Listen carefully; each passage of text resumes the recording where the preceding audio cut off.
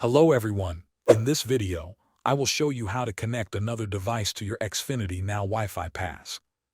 If you already have an active pass and want to use it on a second phone, tablet, or computer, the process is quick and easy. First, turn on Wi-Fi on your second device.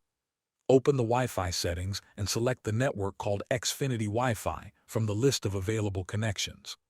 Wait until the device joins the network. Next, open a web browser such as Chrome, Safari, or Edge. In most cases, the Xfinity sign-in page will appear automatically. If it does not, type any normal website address into the browser and press Enter to force the redirect. When the sign-in page opens, select the option to get connected or sign in.